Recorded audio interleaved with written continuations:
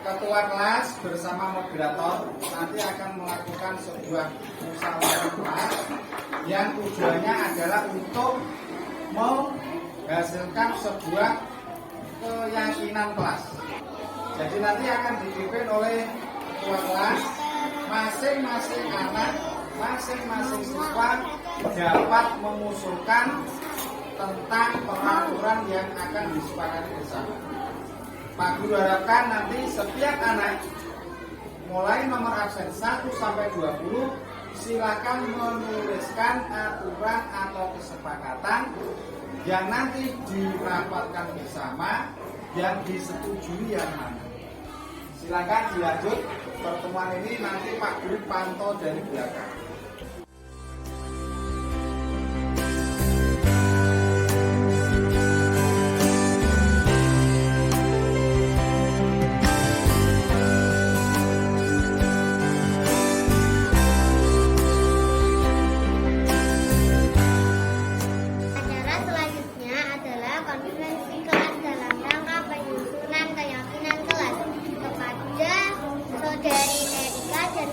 Dari Septia disilahkan.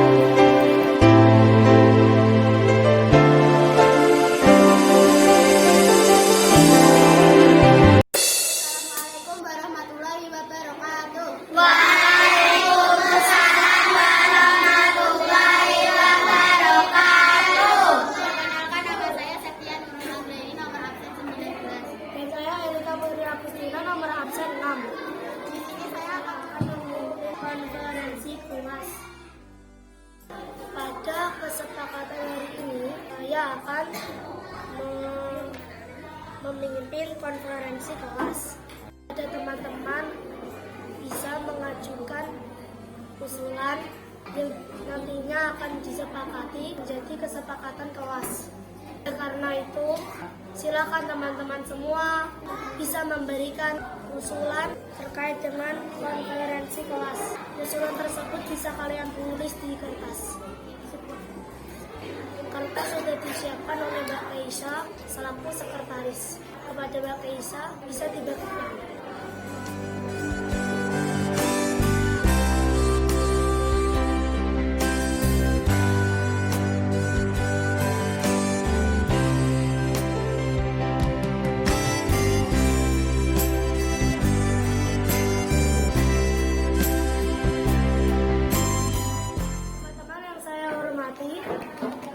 Silakan kalian tulis usulan kalian. Setelah selesai, bisa ditempel di papan tulis.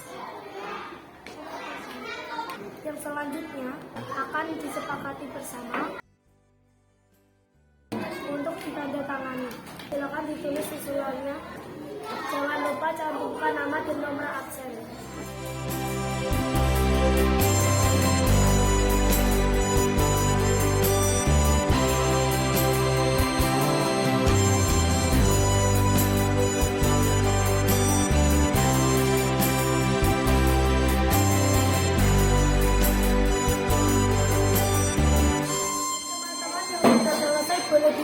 Bisa tidak untuk segera kita sepakati bersama.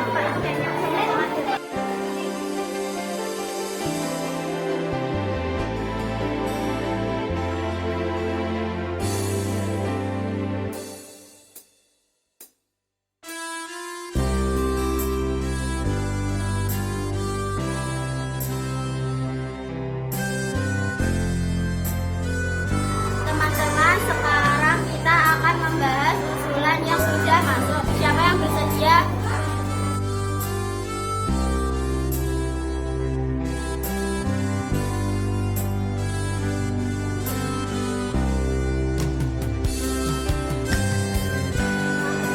Saya akan membacakan usulan yang sudah masuk. Nama Randi. 1. Tidak terlambat berangkat sekolah. 2. Merapikan meja. 3. Menyapu ketika hujan. Bagaimana teman-teman usulan dari sepakat?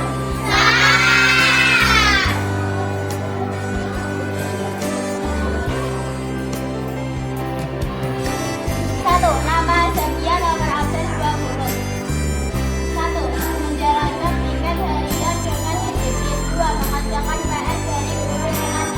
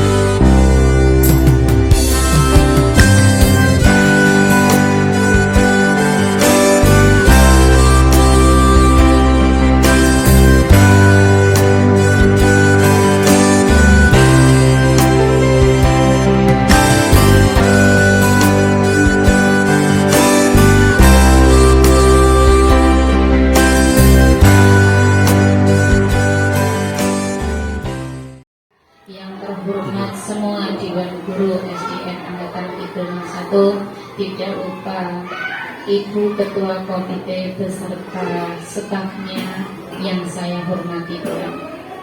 Marilah pada siang hari ini sejenak kita mengucapkan syukur alhamdulillahirabbil alamin. Mudah-mudahan atas nikmat itu kita semua dalam keadaan sehat walafiat. Kedua kalinya sholawat serta salam kita haturkan kepada junjungan Nabi Agung Rasulullah Sallallahu Alaihi Wasallam. Mudah-mudahan kegiatan pada siang hari ini merupakan catatan amalan hasanah yang kelak akan kita mendapatkan syafaatnya. Amin Allahumma amin. Pada hari ini saya sebagai pembawa acara akan menyampaikan atau mengerjakan susunan acara pada pagi hari ini. Pertama, pembukaan. Nomor 2, sambutan dari kepala sekolah. Nomor 3, paparan materi. Nomor 4, tanya jawab yang nanti insya Allah akan dipandu oleh Bapak moderator. Kemudian yang terakhir adalah penutup. Sebagai pembuka, marilah pada siang hari ini kita buka dengan bacaan suratul Fatihah. Al-Niyatus Salihah, Al-Fatihah. Amin. Acara yang selanjutnya yaitu sambutan dari Bapak Sudarmadi selaku Kepala Sekolah SDN Angkatan Kidul 01 kepada Pak Sudarmadi. Waktu dan tempat kami. Bismillahirrahmanirrahim. Assalamualaikum warahmatullahi wabarakatuh. Assalamualaikum warahmatullahi Yang wabarakatuh. terhormat Ibu Pengurus Komite, kami hormati Bapak Komite Industri Energi Satu, mana telah hadir di ruangan kelas 5 dalam rangka sosialisasi budaya positif yang nanti akan disampaikan oleh Bapak Agus yang berkaitan dengan calon guru pembina. Namun sebelumnya marilah kita panjatkan puji syukur kepada Allah Subhanahu wa Ta'ala yang mana di saat ini pagi menjelang siang kita semua masih diberikan kesehatan, keselamatan, hidayah hidayah. Juga salawat dan salam kepada kita Nabi Muhammad SAW. Allahumma sholli ala Dan bukan kelak dapat nanti kita melihat sahabatnya. Amin amin ya rabbal alamin. Bapak dan Ibu yang kami hormati, terutama dari Ibu Pengurus Komite, tiba-tiba ada undangan jam sekian hadir di SD ini tadi sudah sangat singgung ya, karena berkaitan dengan sosialisasi budaya positif yang akan disampaikan oleh beliau Bapak Agus yang berkaitan dengan calon guru pemilihan. Ya. Di SD kita itu sudah ada 2, yang satu sudah lulus BPT, yang satu Pak Agus ini calon, kemudian nanti susul BPJ sama Biswa ini sama BPT 7 tahun depan sudah boleh. Ya. 7 tahun depan sudah boleh. Maka beliau tidak masuk, tidak daftar calon guru pemilihan. Bapak dan Ibu sekali lagi kami mengucapkan terima kasih atas kehadiran perawannya. Mudah-mudahan dalam pertemuan nanti diberikan kelancaran, diberikan keselamatan, dan dapat dimengerti, dipahami. Mudah-mudahan dengan sosialisasi nanti yang akan disampaikan oleh beliau Bapak Agus bisa ditindaklanjuti oleh beliau-beliau pemilihan. Itulah sambutan dari kami, mudah-mudahan berjalan dengan baik. Aku kata wassalamualaikum warahmatullahi wabarakatuh. Acara yang nomor 3 yaitu paparan materi sosialisasi penerapan budaya positif sekolah di SDN Angkatan Kidul 01 kepada Bapak Agus Alami. Waktu kami bersih. Assalamualaikum warahmatullahi wabarakatuh. Bismillahirrahmanirrahim. Alhamdulillahirabbil alamin wa bihi nasta'in wa ala umuri dunya waddin. Wassalatu wassalamu ala asyrafil anbiya'i wal mursalin wa ala alihi wa ashabihi ajma'in. Yang terhormat Bapak Kepala Sekolah, kami hormati Ibu Ketua Komite beserta anggota, Bapak dan Ibu Guru, dan semua warga sekolah yang hadir pada kesempatan siang hari ini. Alhamdulillah pada kesempatan siang hari ini, meskipun ada sedikit kesalahan teknis, bahkan keterlambatan pelaksanaan sosialisasi ini, tapi insya Allah ini semoga berjalan dengan baik dan lancar. Yang kedua, sholat salam kita sampaikan kepada junjungan Nabi Muhammad Sallallahu Alaihi Wasallam dengan harapan semoga kita nanti mendapat syafaatnya di hari kiamat. Sebelum kami menyampaikan apa yang menjadi kegiatan di siang hari ini, tadi telah disampaikan oleh Pak Sudarmadi SPD selaku kepala sekolah bahwa hari ini adalah ada sosialisasi terkait dengan penerapan budaya positif. Nah, ini adalah sesuatu yang kami terima kemarin sebagai seorang calon guru penggerak angkatan 7, dan ini adalah merupakan kegiatan aksi nyata dan kemudian nantinya dapat digunakan untuk penerapan disiplin dan budaya di sekolah. Dan semestinya mengundang wali murid, siswa maupun guru dan banyak komunitas di sekolah ini, tetapi ini kita istilahnya nanti dapat dijadikan satu bentuk pembekalan buat penjenengan semua yang diambil dari ketua komite, terus kemudian komite yang kelas 3, kelas kebetulan kelas 4 saya ambil, terus kelas 5. Bagaimana kita menerapkan disiplin ke anak, kemudian bagaimana kita menangani sebuah kasus pembelajaran maupun kasus kepribadian dari seorang anak. Dalam pendidikan guru penggerak di angkatan 7, kami sebagai calon guru penggerak itu memiliki seorang fasilitator, beliau adalah Ibu Ainul Mardiah, Master Pendidikan ini dari Aceh. Kemudian yang kedua adalah itu Pak Amin Mustafa, Master Pendidikan, beliau adalah Kepala SMP dan Jasa. Adalah disiplin positif dan kebajikan universal. Ini ada meminta 2 orang relawan ini. Yang satu itu mengepalkan tangan seolah-olah memegang sesuatu yang paling berharga dan tidak boleh dikepalkan orang lain. Nah, yang satu nanti berupaya untuk membujuk, memberi hadiah, memaksa, bahkan titik-titik bagaimana kepalan itu bisa dibuka. Relawannya sudah nih. Titin. Bu Titin sering nyekerun apa sing buka? Yang buka?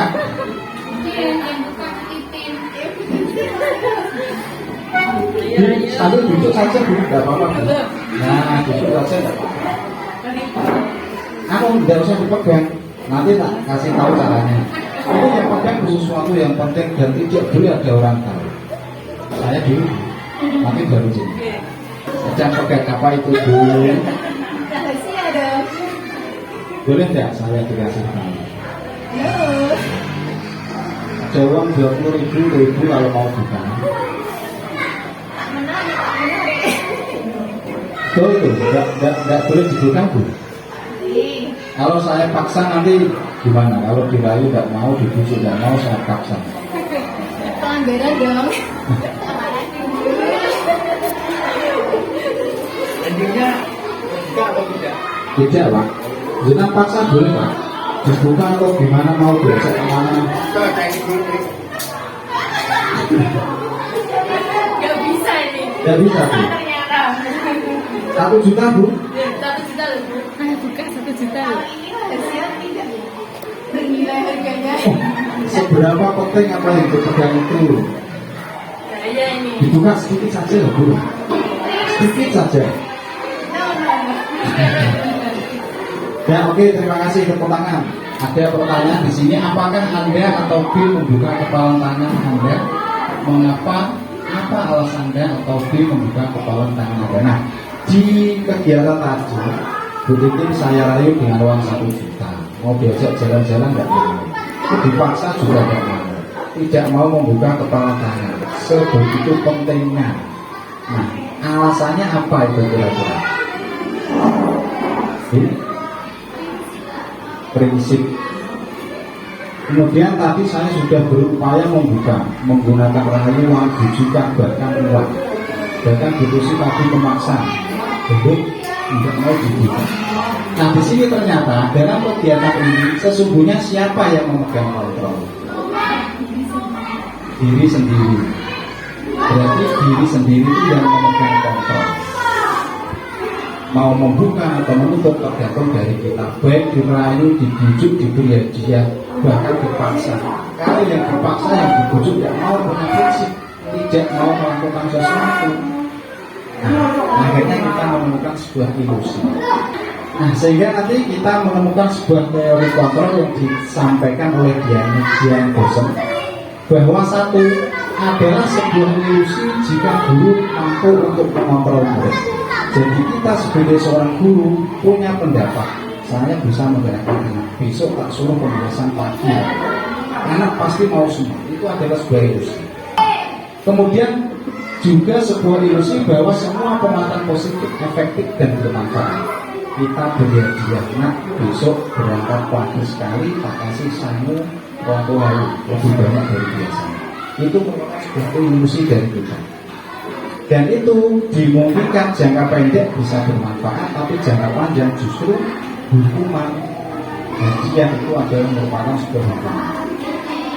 Kemudian yang ketiga, ilusi bahwa kritik dan membuat orang merasa bersalah dapat menguatkan karakter. Kita mungkin sebagai solusi bahwa orang dewasa memiliki hak untuk memaksa. Wong tua itu nek umpamane kenceng karo anak pasti menang. Wong tua belajar loh besok gak boleh merata sama ini. Anak mungkin takut dan berangkat, tapi jangka pendek justru nanti dendamnya akan muncul. Jadi dia punya motivasi eksternal, tidak nyaman umpamanya tidak mengikuti kehendak orang tua. Itu semua ilusi. Sebenarnya kontrol itu ada di diri anak. Makanya kita sebagai seorang guru memahami 4 ilusi. Intinya apa? Kita bergaul dengan orang, kita harus membuka wawasan diri kita bahwa tidak mungkin kita bisa mengendalikan orang lain. Siswa pun seperti itu. Anak-anak harus rapi. Nek sing rapi berdiri depan kelas.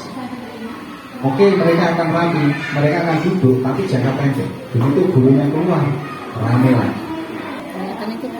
Baik Bapak Ibu, ini kita mau memahami terkait dengan disiplin. Nah, sekarang pertanyaan yang mungkin ada di benak kita, kira-kira kalau kita bicara tentang disiplin, itu mesti di sini adalah 1 peraturan, 2 taat, 3 tertib, terakhir sanksi atau hukuman.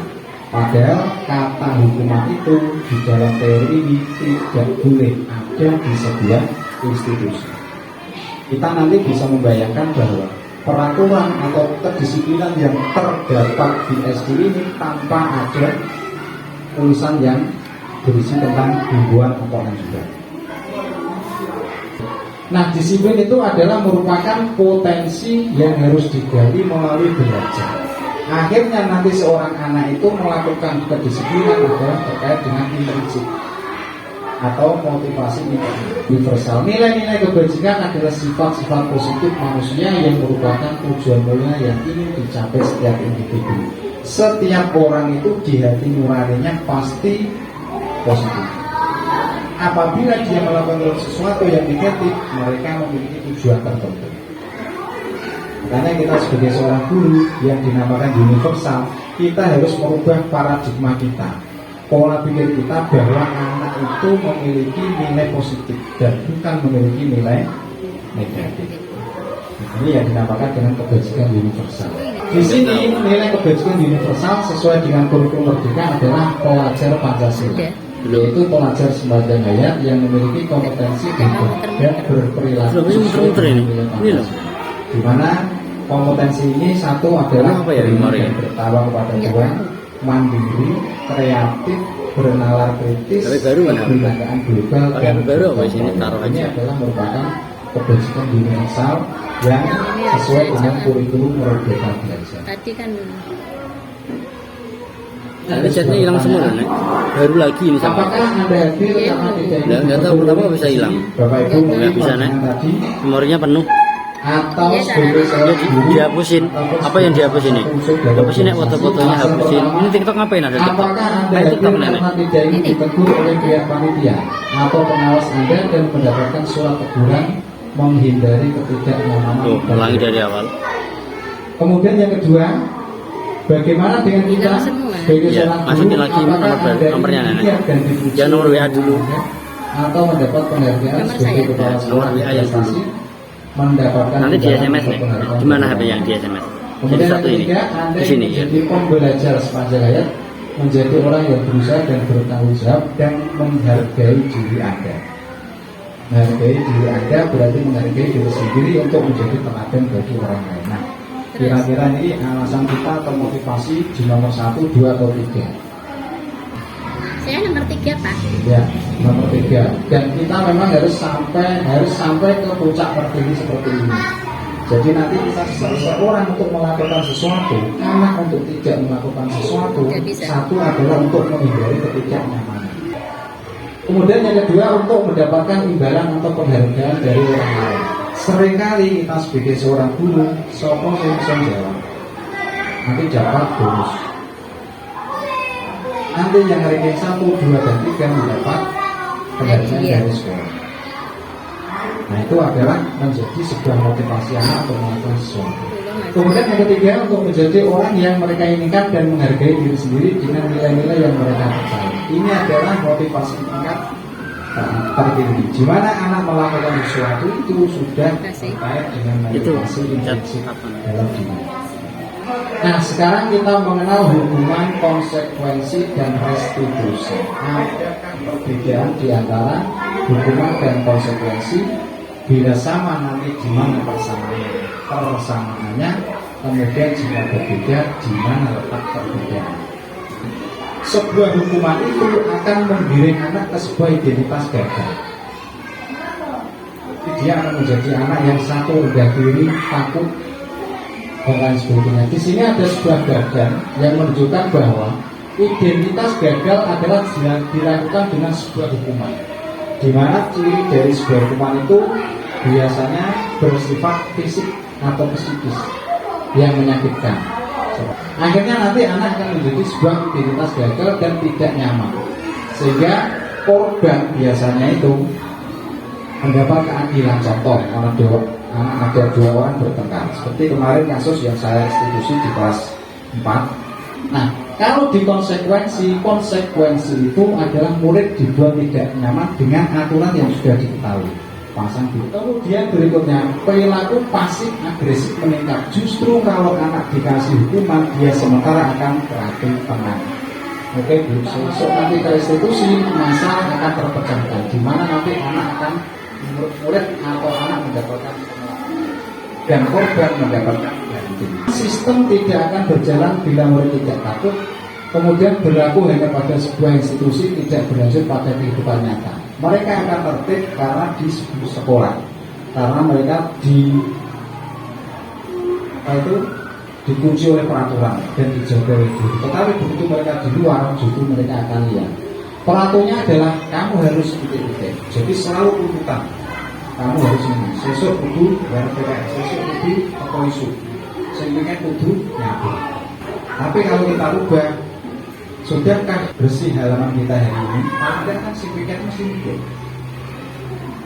Berarti kita tanamkan sesuatu yang positif. Apa peraturannya? Mampukah kamu melakukannya? Terus murid anak menghormati peraturan itu adalah konsekuensi. Jadi mereka sudah mengetahui apa dampak akibat dari perbuatan mereka sebelum mereka melakukan. Tetapi kalau restitusi, anak akan ditanya, apa yang kamu yakini? Apakah hal ini sesungguhnya yang kamu inginkan? Jadi anak kita giring untuk menyadari kesalahan mereka, terus melakukan perbuatan yang lebih baik dari yang telah dilakukan. Itu adalah tujuan restitusi. Kira-kira punya pengalaman dihukum guru atau pas waktu sekolah yang mungkin membekas sampai sekarang, Bu? Dihukum, Pak, karena kesiangan sepeda saya rusak. Konsekuensi yang diterima apa, Bu? Ya, disuruh ke kantor, ditanya. Setelah Bu Eda pernah, Bu? Oleh Bu Eda. Berarti kuat ya, Bu?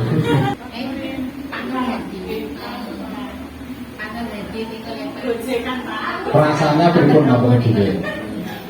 malu atau Bu Titik dulu yang diingat sampai sekarang. Berdiri di depan jadi foto model malah. Kan saat jam kosong itu kan banyak rakaat diberi tugas yang selesai dikumpulkan kan sudah selesai akhirnya itu ramai lah terus jamaah Tidak terencana, kemudian bersifat satu arah. Guru yang pegang kendali, anak tinggal terima, jadi harus melakukan, jadi tidak diminta. Kemudian berupa fisik atau psikis, lari keliling lapangan ataupun disuruh berdiri, akhirnya teman-temannya mentertawainya. Anak disakiti baik oleh perbuatan atau kata-kata. Kalau konsekuensi itu sudah direncanakan, biasanya kita terapkan dalam sebuah tata tertib kelas. Nah, tata tertib kelas itu pun hanya memberikan catatan tentang apa yang harus dilakukan. Jangan dicantumkan apa konsekuensi jika tidak melakukan. Kemudian secara umum dibentuk oleh guru, murid sudah mengetahui akibatnya jika melanggar. Jadi konsekuensi itu dibuat di awal semester dan dilakukan dalam satu semester atau 1 tahun. Jadi anak itu sudah tahu, apalagi dipantang di. Kemudian murid tidak nyaman jangka pendek. Efeknya murid itu tertib, tapi hanya sementara. Restitusi itu adalah kita meluruskan anak melalui kegiatan penstabilan identitas. Jadi anak melakukan sesuatu, kita tanya dulu. Anak melakukan sesuatu itu pasti memiliki sebuah tujuan. Nah, ini ada sebuah tindakan. Akhirnya nanti tindakan ini termasuk konsekuensi atau hukuman. Pendapat 100 kali, mencatat 100 kali di dalam buku kalimat, saya tidak akan terlambat lagi karena terlambat ke sekolah. Ini termasuk hukuman atau konsekuensi? Hukuman.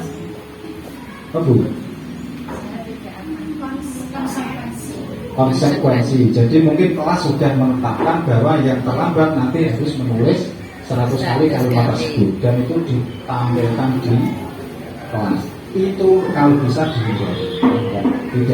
Tidak digunakan. Tindakan 2, lari mengelilingi lapangan basket 2 kali karena terlambat hadir di sekolah. Hukuman atau konsekuensi? Hukuman karena bersifat fisik. Tindakan 3, membersihkan coretan yang dibuatnya di meja tulis. Membersihkan. Konsekuensi karena pasti sudah ada aturan bahwa anak harus ikut menjaga kebersihan kelas. Tindakan yang keempat, 2 murid diminta untuk push up 15 kali karena tidak menggunakan masker ke sekolah. Menggantikan kertas tugas teman yang telah dicoret-coret. Konsekuensi. Kita berulang kali menjanjikan hadiah kepada anak agar berperilaku bertanggung jawab. Kemudian kita juga berjanji kepada seorang murid agar mempelajari sesuatu yang baru atau kepada seorang karyawan agar melakukan pekerjaan yang berkualitas. Kita sedang berasumsi mereka tidak dapat melakukan atau mereka tidak akan memilih untuk melakukan.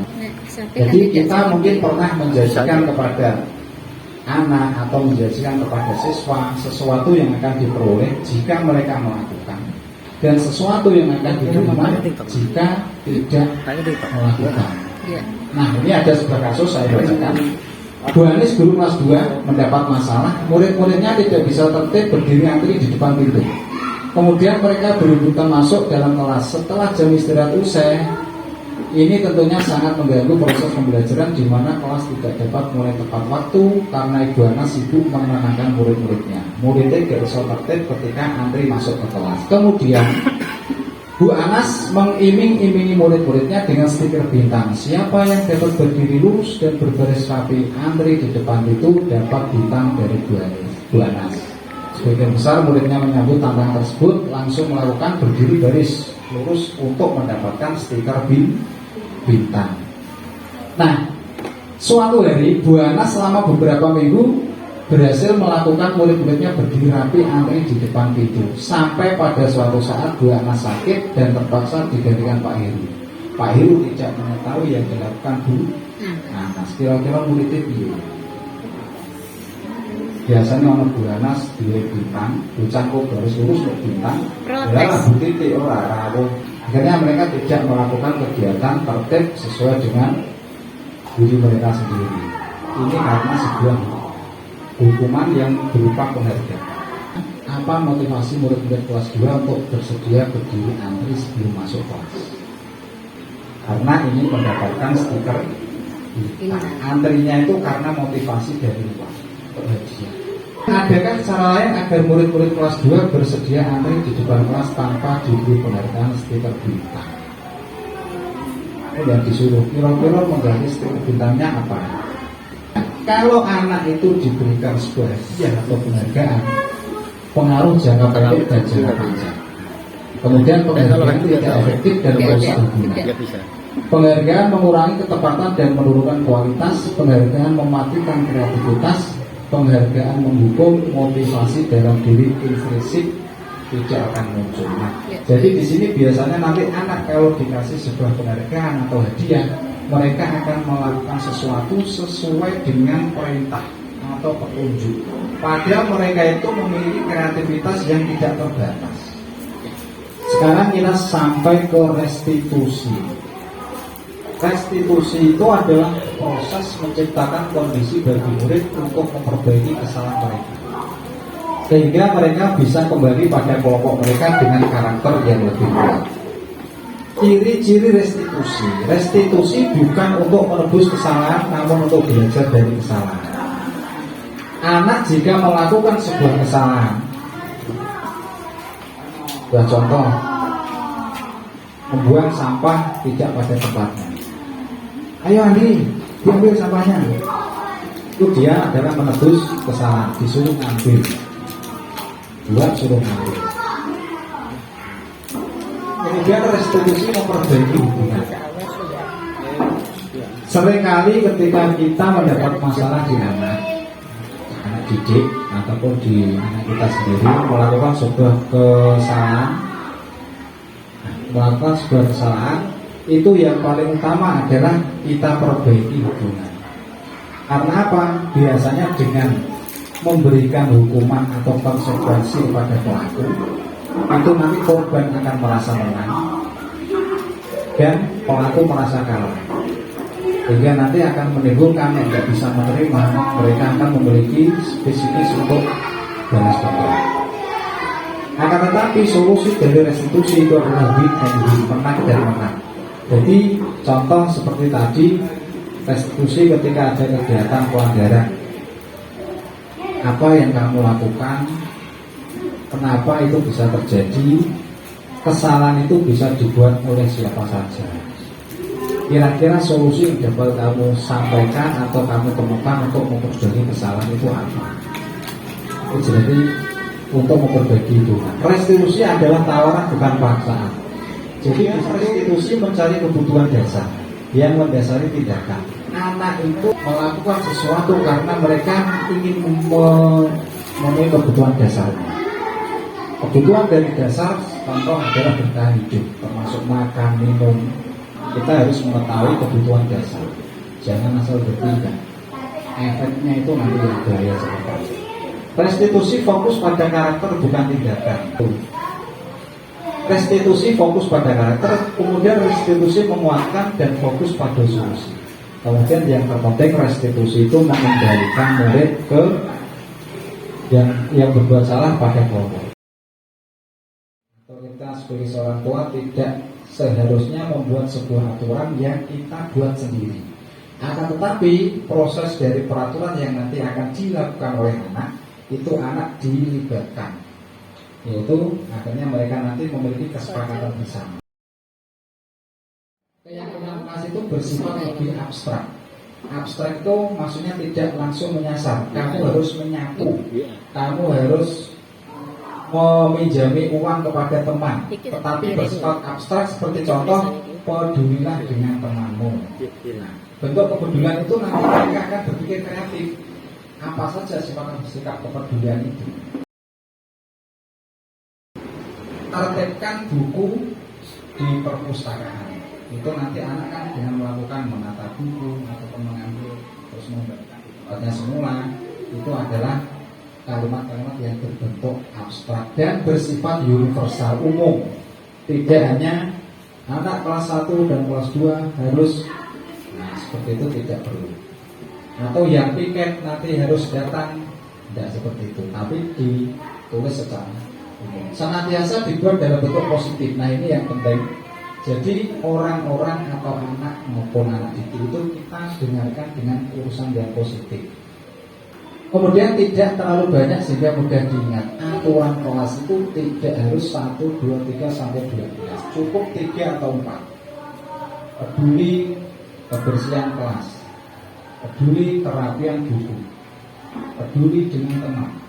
Jadi tidak harus banyak. Jadi anak nanti akan mudah mengingat. Semua warga kelas terlibat saat membuat dan curah pendapat, kemudian bersedia meninjau kembali.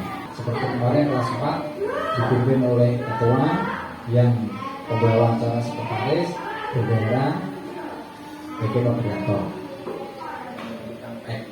Terus saya video. Kesepakatan itu kemudian ditandatangani oleh semua anggota kelas. Nah, itu anak nanti kalau sudah tulisan dan usulnya dipampang, mereka itu akan bangga.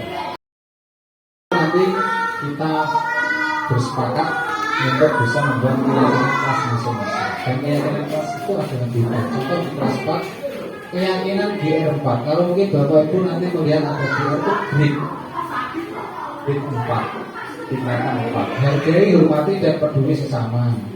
Disiplin dan tepat waktu saat ke sekolah. Baca bukumu selama 15 menit setiap hari. Tidak usah lama-lama. Kalau kita literasi 15 menit, pun muridnya yang bisa mocok, gurunya yang ini. Jadi pas 15 menit muridnya mocok, kita juga baca. Nah itu ternyata kita juga harus introspeksi bahwa setiap anak literasi 15 menit kita juga harus ikut baca. Ini adalah 5 kebutuhan dasar. Dan perlu pahami bahwa 5 kebutuhan dasar manusia, 1 kebutuhan bertahan hidup. Nek ono bocah kerampas panganane kancane, nek alasannya kok aku jengol ya Pak, berarti bertahan hidup. Begitu ditanya alasannya Pak, DE ini nakal orang tua Pak, nek tak royokmu di sesuatu gak wanginya berkarang-karang itu. Akhirnya dia ingin menjadi seorang penguasa. Kemudian ketika kasih sayang dan rasa diterima, DE ngeroyok panganane kancane, ora dipangan, neng terus kancane ben moro nggone DE iki pangan aku dino aku nambah. Akhirnya apa? Dia itu berarti ingin memenuhi rasa diterima teman, kumpul karo kancane. Kemudian kebebasan. Karena kita ada sebuah permasalahan. Seorang anak TK berdiri berlari keluar kelas menuju jalan raya. Kemudian TK-nya membuat guru buahnya bingung dan seringkali lari mengejarnya. Ada beberapa kemungkinan jawaban yang diberikan bingung. Pas ditanya, aku senang ibu main kejar-kejaran dengan ibu guru. Jadi gurunya budak malah dia senang. Budak-budakan kalau guru. Dan itu berarti kebutuhan akan rasa kesenangan. Kemudian yang kedua, Dinda seorang anak kelas 3. Begitu tiba di rumah sekolah dari sekolah nangis mengadu pada ibu bahwa dia benci pada ibu Roni. Barang ditanya jawabannya, ibu itu bilang aku tidak boleh bersandung sewaktu mengerjakan tugas. Katanya kelas harus tenang, tidak ada suara. Kan nggak seru jadinya. Bukan akan apa? Kebebasan.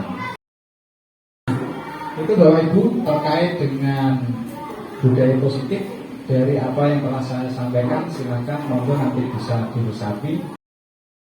Monggo Bapak Ibu yang pernah dilakukan pertanyaan dipersilakan. Apa malah boleh bebasnya yang berkaitan dengan pola asuh anak atau yang lain. Misalnya tadi ada anak yang dapat ranking 1, 2, 3. Yang 2 merasa sedih memang. Yang ranking 3 juga merasa sedih, apalagi yang ranking 4. Terus mungkin kan tadinya Bapak Ibu guru berniat untuk memberi apa ya, biar anak semangat atau yang kemarin sudah berjalan ya, ada ya kita seperti itu. Terus apakah itu nanti kita hindari atau ada jalan keluar lain atau cara lain untuk kita mendorong anak-anak tetap belajar dan anak-anak juga tetap merasa oh ternyata ada aplikasi untuk yang bagus ya, seperti itu. Bagi yang belum mendapatkan nilai yang sempurna, mereka juga masih punya kekuatan untuk lebih semangat belajar lagi. Mungkin karena kedua anak saya, yang satu berada di bawah, yang satu bisa maksimal. Jadi saya berada di malam keduanya. Cuma saya juga nggak bisa memotivasi mereka dengan sangat besar karena memang kemampuan anak kembali lagi berbeda-beda. Jadi saya hanya bisa menyadari tindakan apa yang bisa kita lakukan. Ya, dari selaku orang tua, dari selaku sekolah, selaku bapak ibu guru, dan semua sudah tetap berjalan. Terima kasih. Terima kasih untuk pernyataan dan juga pertanyaan dari Ibu Ketua Komite terkait dengan penghargaan. Memang untuk semester sebelumnya kita memang perlu memberikan sebuah penghargaan sebagai bentuk apresiasi. Dan ini juga masuk di kategori stimulus respon, di mana anak itu ketika mereka diberikan suatu stimulus untuk bisa belajar giat sehingga meraih prestasi, mereka juga perlu untuk mendapatkan penghargaan. Contoh ibaratnya awet di dunia mawon, yang namanya melakukan apa kan ganjaran murah. Mesti lulus ganjarannya udah kan ngoten. Nah, cuma nanti dalam prinsipnya kita kemarin mencoba tapi belum dirapatkan. Baru inisiatif pribadi dan jagoan-jagoan dengan teman. Seperti contoh, tetap ada sebuah penghargaan, tetapi penyampaiannya itu tidak diumumkan di kelas. Penghargaan nanti diberikan kepada 10 besar, kemudian nanti yang 1, 2, dan 3 untuk bisa menghubungi atau menuju ke kantor atau menuju ke perpustakaan. Jadi mereka meminta komite bertiga dan beberapa guru itu bisa membuat bekal. Jadi nanti kalau mungkin ada keputusan maupun ketentuan dari sekolah yang mengharuskan bagaimana terkait dengan anak didik, itu mungkin panjenengan sudah bisa mencermati dan sebagainya. Intinya nanti budaya positif ini akan kita terapkan oleh kesepakatan guru dan kelas. Tidak boleh ada hukuman dalam bentuk apapun. Ngoten Bapak Ibu, mungkin cukup dari kami. Terima kasih atas waktu dan yang untuk hadir. Terima kasih, kurang lebihnya mohon maaf. Wabillahi taufiq wal hidayah. Assalamualaikum warahmatullahi wabarakatuh.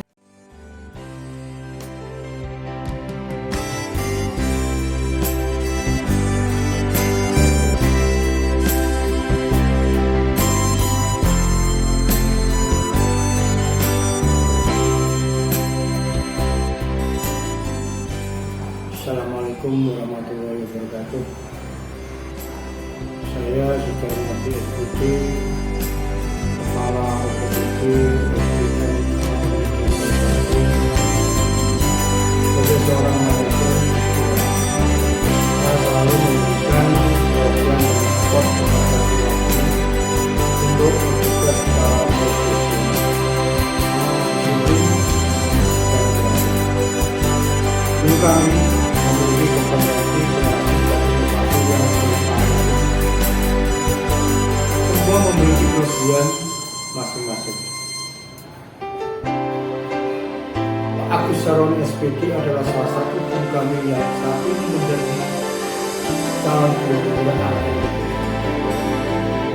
Sebagai seorang guru, saya mengamati dan mengapresiasi terhadap kontribusi yang diberikan kepada sekolah sesuai tupoksi kinerjanya.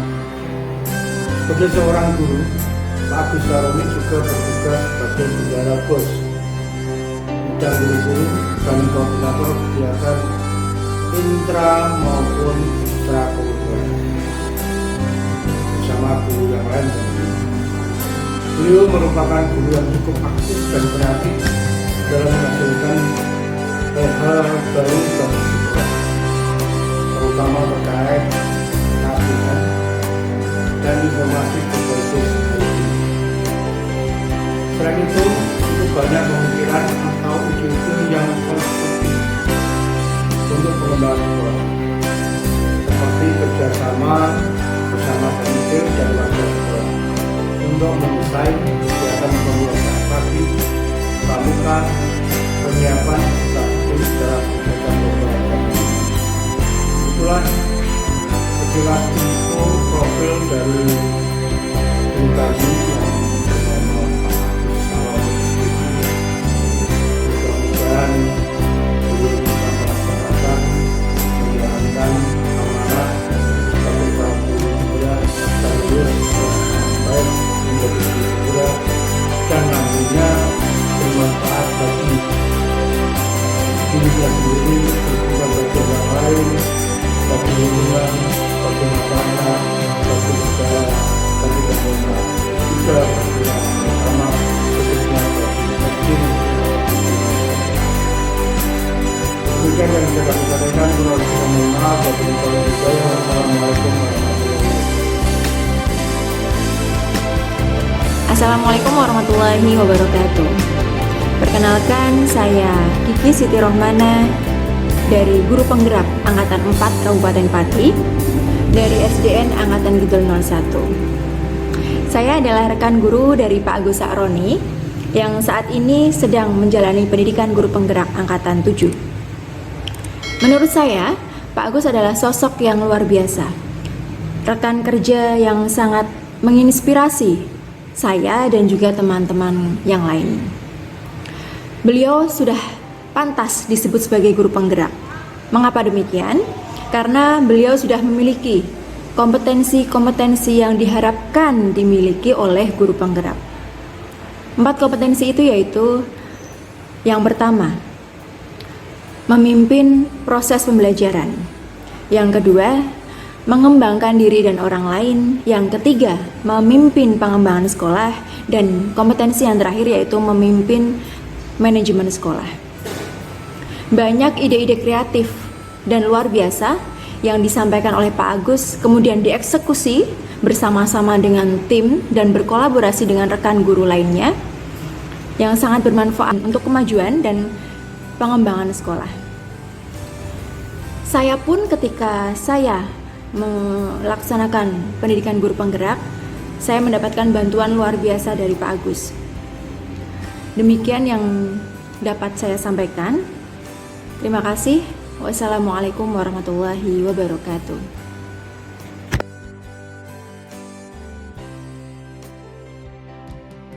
Assalamualaikum warahmatullahi wabarakatuh.